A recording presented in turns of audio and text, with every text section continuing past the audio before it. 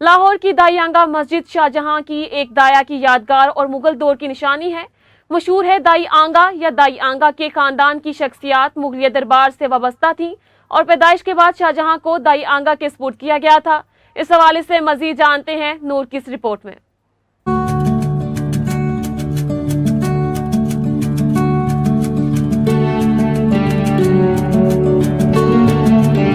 لاہور کی دائی آنگا مسجد شاہجہاں کی ایک دائیا کی یادگار اور مغل دور کی نشانی ہے۔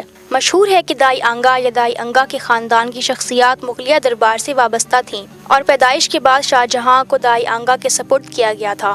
دائیا کا اصل نام زیب النساء تھا۔ یہ بھی کہا جاتا ہے کہ ان کے شوہر مراد خان شہنشاہ جہانگیر کے دور میں بیکانیر کے منصف کے عہدے پر فائز تھے۔ ان کی زوجہ کا شاہی محل میں آنا جانا تھا، جنہیں مغل شہزادے کی دائیا منتخب کیا گیا۔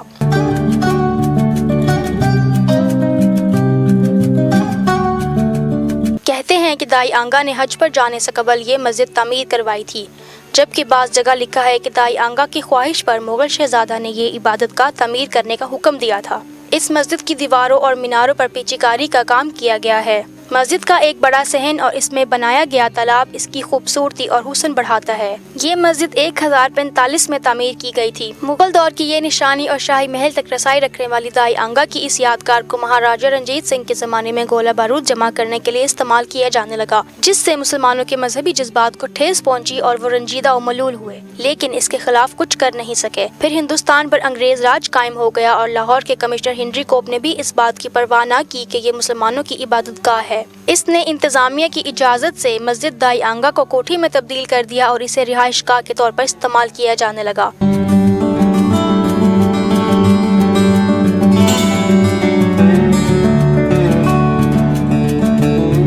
بعد میں جب یہاں ریلوے اسٹیشن بنایا گیا تو مسجد کو ریلوے سپرنٹینڈنٹ کے سپرد کر دیا گیا، جو اسے کنٹرول روم کے طور پر استعمال کرنے لگا۔ نومبر 1901 میں منشی دین محمد نے اپنے اخبار کے ذریعے انگریز سرکار سے احتجاج کیا اور اس عمل کے خلاف آواز اٹھائی، تو اس وقت کے مسلمان اکابرین اور دیگر پریس نے بھی ان کا ساتھ دیا۔ مسلمانوں کا یہ احتجاج شدت اختیار کر گیا اور انگریز سرکار نے 1903 میں اس مسجد کو مسلمانوں کے حوالے کر دیا اور اسے دوبارہ عبادت گاہ کے طور پر استعمال کیا جانے لگا۔ صبح نور میٹرو ٹائم نیوز لاہور۔